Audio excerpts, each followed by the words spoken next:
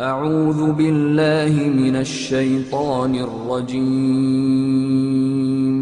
بسم الله الرحمن الرحيم. Allah said about His ability to return us back to life perfectly on the day of resurrection, yes, we are able to fashion in perfect order the very tips of His fingers. 1400 years ago, some people wondered why God chose to mention the fingertips instead of mentioning something more complicated like the kidney or the eye. Today, science proved that this part of the body is one of the most complicated parts because it is carrying a unique fingerprint.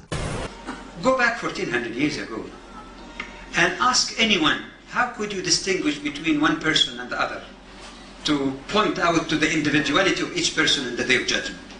It is logical to speak about the features, the face, like I used to say, a birthmark like Gorbachev's, something that make the individual unique and distinct from others.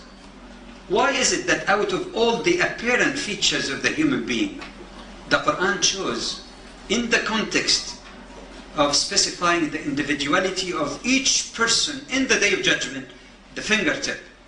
It's common knowledge. No two fingerprints are identical, even in identical twins. And for those who might say, how a DNA? I say, all right, if you have watched OJ trial, you know that sophisticated as it may be, it is not as definitive as still the simple fingerprint. Almighty Allah said 1400 years ago about mountains, "Have we not made the earth as a wide expanse and the mountains as stakes?" The famous geologist Sir George Airy discovered that what we see on top of the earth, perceiving them as mountains, are just the tops of the mountains, while most of their masses are embedded underground, exactly like a stake that is used to anchor a tent in the ground. Surah 79, Ayah 32 states, also in the context of creation, "And the mountains hath he firmly fixed." Similar mention of mountains is found in several other surahs.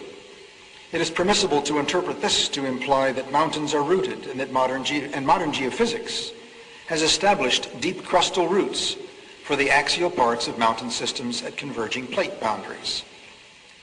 We need research into the history of early Middle Eastern oral traditions to know whether, in fact, such historical events have been reported.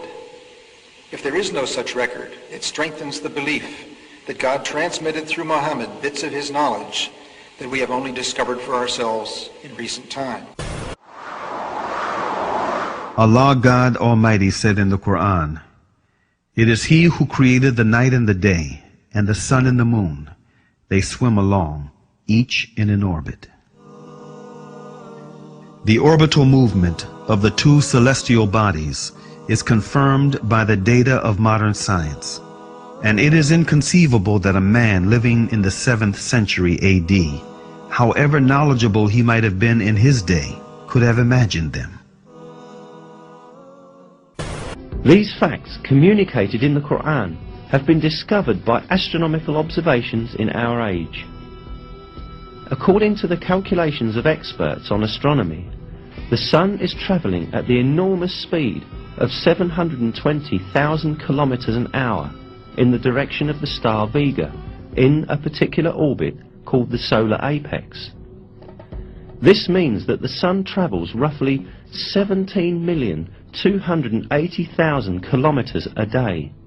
Actually, I am very much impressed by finding true astronomical facts in Quran. Allah said in the Quran, "Whoever Allah guides, He opens his heart for Islam, and whoever He lets go astray, He makes his chest constrain as if he is ascending gradually in the sky."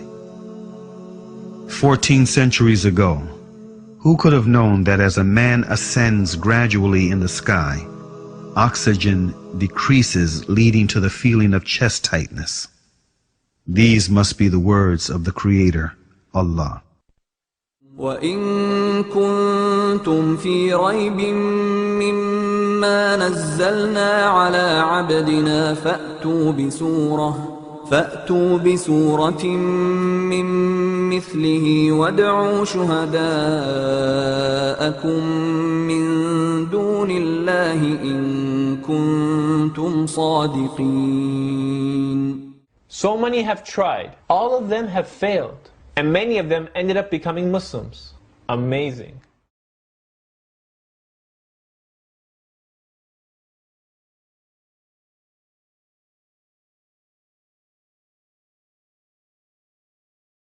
After examining the Holy Scriptures in the light of modern science, Dr. Maurice Bucaille, a famous French scientist, mentioned the following statement in his book, The Bible, the Quran, and Science. I could not find a single error in the Quran. I had to stop and ask myself, if a man was the author of the Quran, how could he have written facts in the 7th century that today are shown to be in keeping with modern scientific knowledge?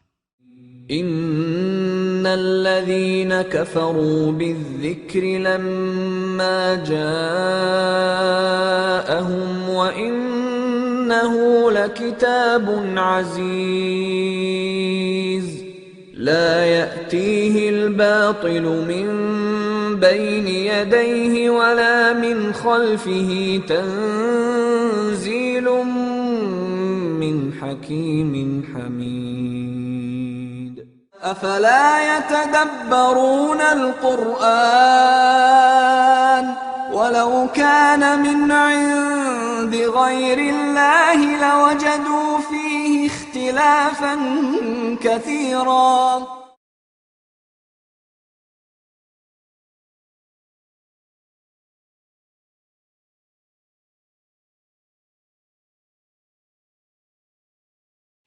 As far as it is known from the history of embryology, little was known about the staging and classification of human embryos until the 20th century. For this reason, the descriptions of the human embryo in the Quran cannot be based on scientific knowledge in the 7th century. The only reasonable conclusion is that these descriptions were revealed to Muhammad from God. Thinking of many of these questions and thinking where Muhammad came from, he was after all a Bedouin. I think it is almost impossible that he could have known about things like the common origin of the universe, because scientists have only found out within the last few years, with very complicated and advanced technological methods, that this is the case. Somebody who did not know something about nuclear physics 1400 years ago could not, I think, be in a position to find out from his own mind, for instance, that the earth and the heavens had the same origin.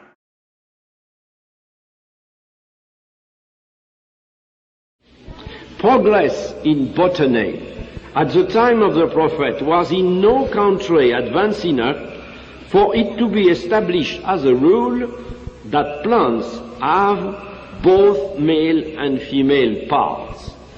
Nevertheless, we may read the following in the Surah Taha.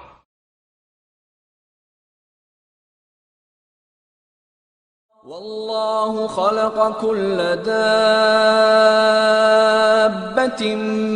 من ماء فمنهم من يمشي على بطنه ومنهم من يمشي على رجلين ومنهم من يمشي على أربع يخلق الله ما يشاء